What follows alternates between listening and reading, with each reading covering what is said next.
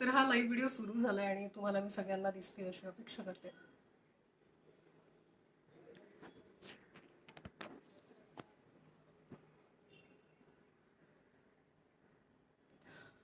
सगळ्यात आधी नमस्कार. मी प्रेरणा जंगम. सगळ्यात आधी मी माझी ओळख तुम्हाला सगळ्यांना करून देते. गेल्या काही वर्षांपासून मी मनोरंजन विश्वात पत्रकार म्हणून काम करतेय. मग अँकरिंग असो, रिपोर्टिंग असो, रायटर म्हणून असो, काही प्रसिद्ध वृत्तवाहिन्यांमध्ये देखील मी कामं केलेली आहेत. आणि आता मी डिजिटल फॉर्ममध्ये काम करत आहे, डिजिटल प्लॅटफॉर्मवर काम करत आहे.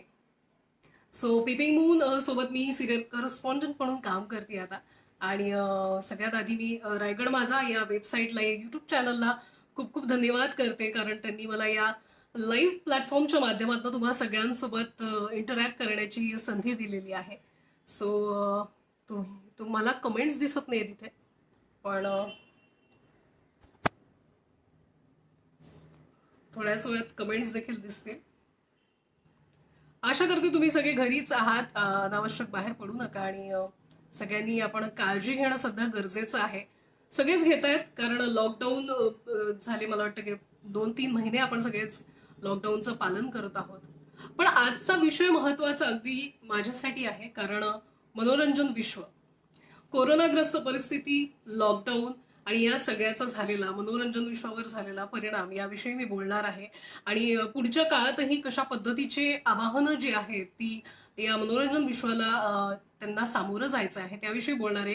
मी यात इतकी एक्सपर्ट म्हणून बोलणार नाहीये, पण माझ्याकडे जितकी माहिती आहे मी ती तुमच्यापर्यंत पोहोचवण्याचा नक्कीच प्रयत्न करेल.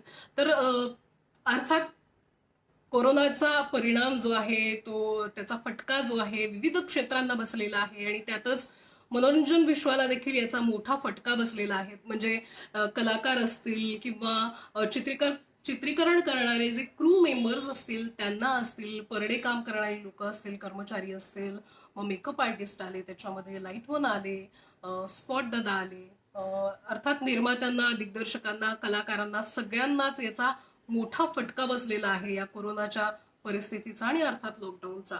पण या परिस्थितीत देखील हार न मानता पेशन्स ठेवून हे सगळे कलाकार जे आहेत ते घरात बसून विविध गोष्टी करण्याचा प्रयत्न करत आहेत. मला ती गोष्ट प्रचंड आवडलेली आहे त्यांची, आणि त्यासाठी त्यांचं खरंच कौतुक. बरेच कलाकार जे आहेत ते मदतीचा हात पुढे त्यांनी केलेला आहे. मग सीएम रिलीफ फंड असेल, पीएम रिलीफ फंड असेल, त्यासाठी त्यांनी मोठा मदतीचा हात देखील दिलेला आहे. किंवा काही चित्रपट महामंडळं जी आहेत त्यांच्या माध्यमातून, विविध संस्थेच्या माध्यमातून जे खरंच आर्थिकदृष्ट्या कमकुवत जी लोक आहेत मनोरंजन विश्वातली, त्यांना मदत होत आहे. आणि ही जी मदत करतात त्यांना माझा खरंच सलाम आहे. पण महत्वाचा विषय असा की या लॉकडाऊनच्या परिस्थितीमध्ये खूप जणांना या बऱ्याच अडचणींना, आर्थिक अडचणींना सामोरं जावं लागतंय, आणि यानंतरही त्या गोष्टींना सामोरं जावं लागणार आहे. आपण त्याविषयी बोलणार आहोत. सगळ्यात आधी एक आनंदाची बातमी काही दिवसांपूर्वीच आली, ती म्हणजे लवकरच मनोरंजन विश्वातील चित्रीकरणाला सुरुवात होते आणि त्यासाठी परवानगी दिलेली आहे. ती परवानगी मिळालेली आहे, मात्र त्यासाठी त्यासोबतच काही नियम आणि अटी ज्या आहेत त्या देखील, त्याची नियमावली समोर आलेली आहे. अर्थात ती नियमावली मी तुम्हाला सांगणार नाही, ती फार मोठ्या पानांची नियमावली जी आहे ती समोर आलेली आहे. पण त्या नियमावलीत अर्थात सुरक्षिततेच्या दृष्टीने मग सोशल डिस्टन्सिंग असेल किंवा चित्रीकरणाच्या सेट्सवर सोशल डिस्टन्सिंगचा चे नियमांचं पालन करून चित्रीकरण करणार असो, किंवा ज्या पद्धतीचं अन्न सेटवर उपलब्ध होत असतं ते स्वच्छ अन्न असेल, किंवा सेटवरची स्वच्छ जागा असेल, याविषयीच्या गोष्टी ज्या आहेत त्यांचं पालन करणं गरजेचं आहे. आणि त्याचाच समावेश या नियमावलीमध्ये करण्यात आलेला आहे. आणि त्याच नियमांचं पालन करत चित्रीकरणाला सुरुवात होणार आहे. आणि मला वाटतं जून महिन्यातच हे चित्रीकरण सुरू होण्याची शक्यता आहे. पण ते चित्रीकरण सुरू होत असताना देखील विविध अडचणी येणार आहेत. अर्थात त्यासाठी विविध नियोजन जे आहेत ते निर्माते करतायत, त्यांच्या विविध मिटिंग्स होत आहेत, बैठकी होत आहेत.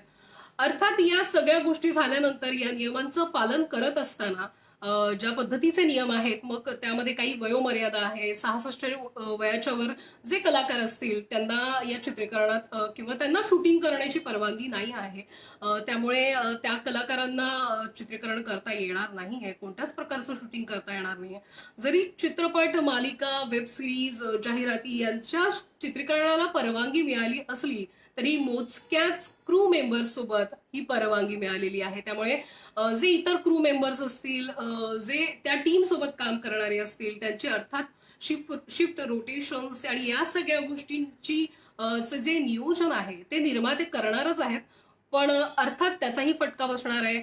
निर्मात्यांसमोर खूप मोठं आवाहन या निमित्तानं असणार आहे आणि ते आवाहन पेलण्याची शक्ती त्यांना मिळू देत खरंच. कारण कमी लोकांसह चित्रीकरण करणं आणि विशेष करून ज्या मालिकांचं किंवा सिनेमांचं चित्रीकरण रखडलं होतं, ज्यांचं कंटिन्यू असतील मालिका, त्यांच्या स्क्रिप्टमध्ये बदल करणं असो, कारण सोशल डिस्टन्सिंगचं पालन करायचंय म्हटल्यावर काही सीन्समध्ये काही कलाकार एकमेकांजवळ उभे असतील किंवा अशा पद्धतीचे सीन्स असतील किंवा स्क्रिप्टमध्ये त्या पद्धतीच्या गोष्टी असतील, तर अर्थात त्याच्यामध्ये बदल करणं गरजेचं असणार आहे.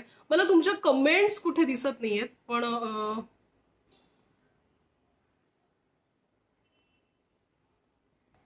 मी पाहते.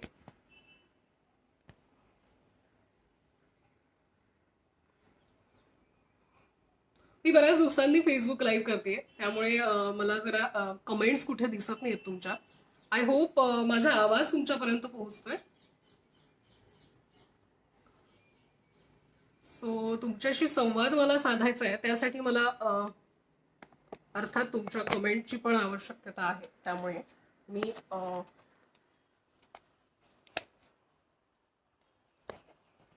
अशा पद्धतीने केल्यावर मला कमेंट्स दिसतील का हा प्रयत्न करते, कारण मला कोणाचेच कमेंट्स दिसत नाहीये.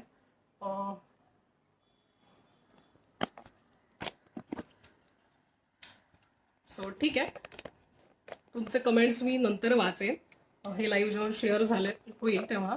कारण मला लाईव्ह दिसते पण मला कोणाचेच कमेंट्स दिसत नाहीये. तुमचेही काही प्रश्न असतील, अर्थात मला त्या सगळ्या प्रश्नांची पण उत्तरं द्यायची आहेत. पण माहित नाही मला का कमेंट्स दिसत नाही. पण मला इथे दिसतंय किती जण बघतायत माझं हे लाईव्ह सेशन. असो, मी त्या प्रश्नांची उत्तरं पण या लाईव्ह शेअर व्हिडिओमध्ये नंतर कमेंट्स बॉक्समध्ये देईलच. सध्या तरी आपण संवादच साधूया. तर अशा पद्धतीची जी आवाहनं आहेत ते निर्मात्यांसमोर आहे, कलाकारांसमोर आहे, क्रू मेंबर्स समोर आहेत, सगळ्यांसमोर ही आवाहनं आहे आणि त्याचाच सामना सगळ्यांना करावा लागणार आहे. अर्थात असं बोललं जातं की इतक्या मोठ्या परिस्थितीमध्ये मनोरंजन विश्वाचा विचार का, तर अर्थात गरजेचं आहे. एखाद्या गोष्टीविषयीचं आवाहन असेल, एखादा संदेश लोकांपर्यंत पोहोचवायचा असेल, तर अर्थात त्या गोष्टीसाठी मदत घेतली जाते एखाद्या कलाकाराची, किंवा तो कलाकार एक पर्सनॅलिटी असतो, पब्लिक पर्सनॅलिटी. सो तो जेव्हा तुम्हाला सांगतो तेव्हा तो मेसेज किंवा तो संदेश तुमच्यापर्यंत पोहोचतो. अर्थात तो कलाकार आणि तो काम करत असलेलं कलाविश्व, हे जे मनोरंजन विश्व आहे ते अतिशय महत्वाचं आहे आणि त्याच्याकडेही गांभीर्यानं आपण बघितलं पाहिजे. तर ही सगळी आवाहनं आहेत मनोरंजन विश्वासमोर, आणि येणारी आवाहनं जी आहेत, जी नियमावली आहे त्यानुसार त्याचं पालन करत हे कलाकार आणि ही जी संपूर्ण मनोरंजनची टीम आहे ती त्याचं पालन नक्कीच करेल. पण लॉकडाऊन उठल्यानंतर ही कोणकोणती आवाहनं येणार आहेत समोर, ती म्हणजे सध्याच्या स्थितीत जे न्यूकमर्स असतील किंवा जे स्ट्रगलर स्टार असतील, ज्यांनी नुकतीच करिअरला सुरुवात केली असेल, त्यांना अर्थात या परिस्थितीमध्ये आर्थिक अडचण तर येणारच आहे किंवा आलीही असेलच. पण बऱ्याच गोष्टींना, अडचणींना त्यांना सामोरं जावं लागणार आहे, कारण त्यांनी नुकतीच सुरुवात केली असेल.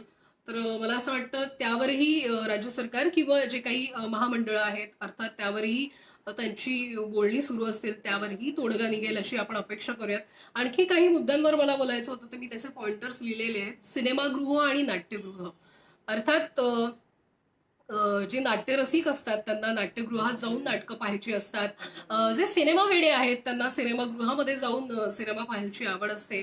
अर्थात त्या गोष्टी आपल्या सध्या पूर्ण होणार नाहीयेत, कारण त्याविषयीची कोणतीही घोषणा करण्यात आलेली नाहीये. त्यामुळे लॉकडाऊन नंतर सिनेमागृह आणि नाट्यगृह सुरू होतील की नाही, हेही याची देखील आता सध्या शंका आहे.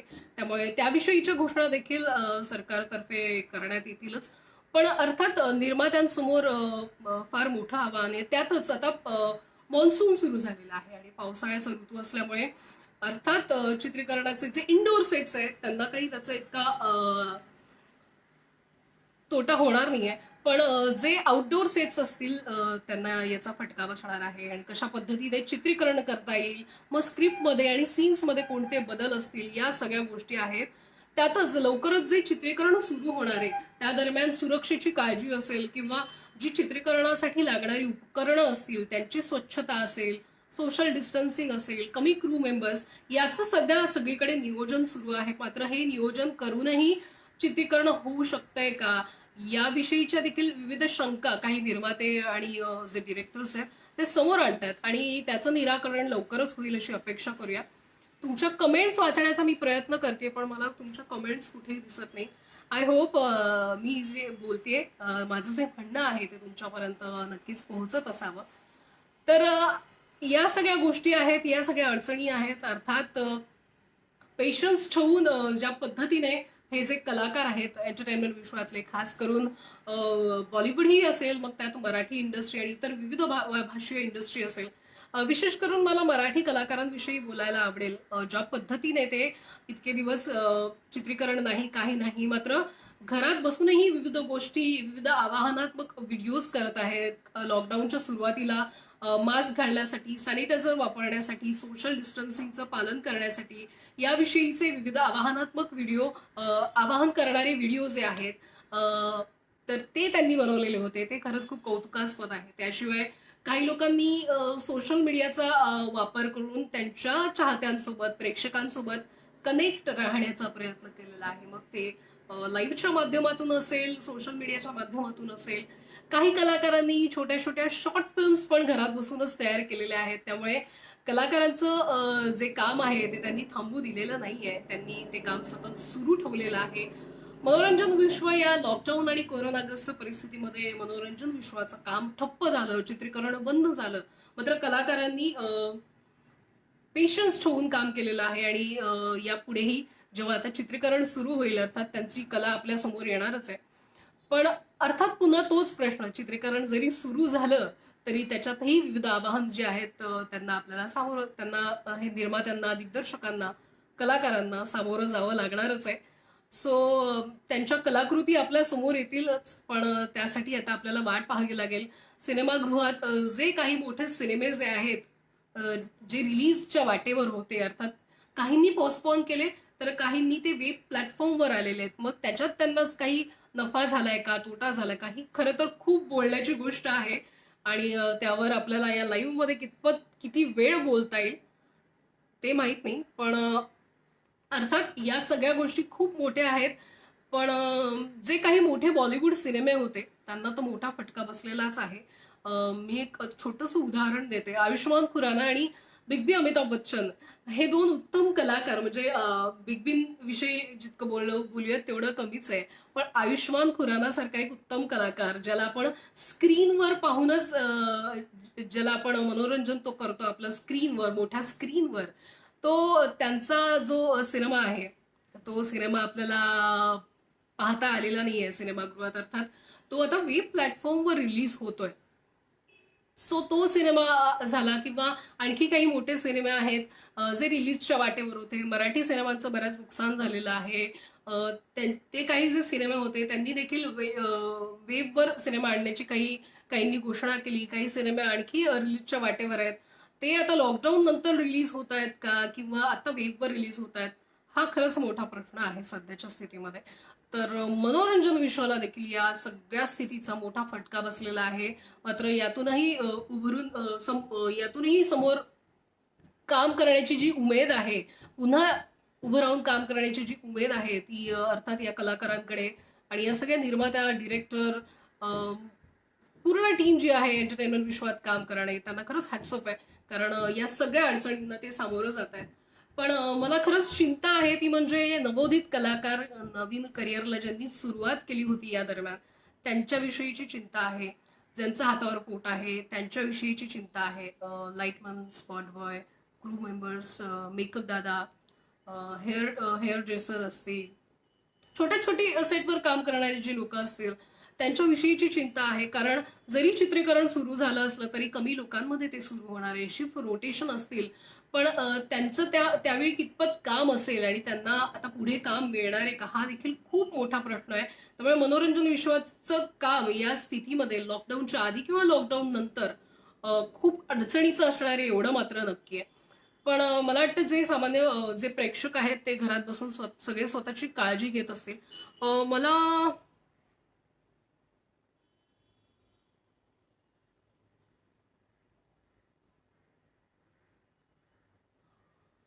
मला काही प्रश्न जे आहेत ते दिसत नाहीये. काही मला वाटतं माझ्या कडूनच काही तांत्रिक अडचणी असावी. मी प्रयत्न करते जेणेकरून मला तुमचे प्रश्न जे आहेत दिसतील. प्रश्नांची उत्तरं मी नंतरच हे लाईव्ह व्हिडिओ शेअर केल्यावर नक्की देईन. सो या सगळ्या गोष्टी आहे आणि आणखी काही मुद्दे राहिले असतील तर मी लिहून ठेवलेले आहेत. निर्मात्यांच्या आवाहनाबद्दल आपण बोललो, सोशल डिस्टन्सिंगचं पालन आहे. अर्थात एक महत्वाचा मुद्दा आहे, ज्या पद्धतीने जी नियमावली जाहीर करण्यात आलेली आहे त्या बंधनांमध्ये शिथिलता यावी अशी काही विनंती केली जात आहे काही ठिकाणाहून, म्हणजे काही निर्मात्यांकडून. कारण काही चित्रपटांचे जे चित्रीकरण आहे जे मध्ये रखडलं होतं या दरम्यान, ते पूर्ण होत असताना आता पुढे चित्रीकरण सुरू झाल्यावर जेव्हा ते पूर्ण होईल त्यावेळेस देखील त्यांना खूप अडचणी येणार आहेत. त्यामुळे काहींनी चित्रीकरण न करण्याचा देखील निर्णय घेतलेला आहे. कारण त्या पद्धतीचे सीन करण्यासाठी अर्थात काही क्राऊड सीन असतील तर ते सीन करता येणार नाही आहेत सोशल डिस्टन्सिंग मध्ये. त्यामुळे काही क्राऊड सीन असतील, काही सीन्स मध्ये कलाकार जवळ असतील, अशा पद्धतीचे सीन्स करणं आता कठीण जाणार आहे. त्यामुळे या नियमावलींचं पालन करत देखील विविध अडचणी निर्मात्यांसमोर आहेत, कलाकारांसमोर आहेत, संपूर्ण टीम समोर आहेत. आणि त्या आव्हानांना आणि त्या सगळ्या अडचणींना ते सामोरं जाणार आहे. आणि हे खूप महत्वाचे नियम जे आहेत, मग त्या पुन्हा मी तुम्हाला त्यातले काही महत्वाच्या नियमांविषयी सांगते. वयाची बंधनं असतील. 66 वयाच्या मला वाटतं 66 असं काहीतरी वयोमर्यादा आहे. त्याच्यावर जर कलाकारचं वय असेल तर त्यांना शूटिंग करता येणार नाहीये. चित्रीकरणाची जी जागा असेल, शूट लोकेशन, त्याची स्वच्छता, कलाकारांची स्वच्छता, त्यांची सेफ्टी, सोशल डिस्टन्सिंग, तिथे उपलब्ध असलेली उपकरणं, अन्न स्वच्छ असणं, या सगळ्या गोष्टी. आणि हे करण्यासाठी थोडा वेळ जाणार आहे. जेव्हा नियमावली मला वाटतं काही 1 आठवड्यापूर्वीही आली आहे, तर त्यानंतर काही कामाला सुरुवात झाली आहे. म्हणजे उपकरणं असतील किंवा स्वच्छता या कामाला सुरुवात झाली आहे. पण ते सुरू केल्यानंतर तेवढ्याच लोकांमध्ये कितपत चित्रीकरण करता येणार आहे, आणि या सगळ्या गोष्टी खूप महत्वाच्या आहेत. आणि अर्थात याच्यामध्ये जे चित्रीकरण किंवा शूटिंग दरम्यान जे पूर्ण टीम इन्व्हॉल्व्ह असते, त्यांचं शिफ्ट टायमिंग आणि त्यांची रोटेशन्स, पुन्हा ज्यांच्याकडे कामं नाही आहेत किंवा कमी क्रू मेंबर्स सोबत काम करायचं म्हटल्यावर जे आधीचे क्रू मेंबर्स होते तितकेच क्रू मेंबर्स आताही असतील का, त्यांचं शिफ्ट काय असेल, या सगळ्याचं नियोजन आता सध्या निर्माते आणि त्यांच्या बैठकीत केलं जात आहे. पण पाहूयात आता या सगळ्यानंतर हे कलाविश्व कसं समोर येत आहे, कसं पुन्हा उभं राहत आहे, आणि तुम्हा सगळ्या प्रेक्षकांच्या मनोरंजनासाठी कशा कलाकृती समोर घेऊन येत आहे, हे त्यांच्या समोर आव्हान आहे. या अडचणी आहेत. पण यातूनही त्यांच्या कलाकृती समोर येतील तर मला वाटतं अर्थात त्यांना अप्रिशिएट करणं फार महत्वाचं आहे आपण.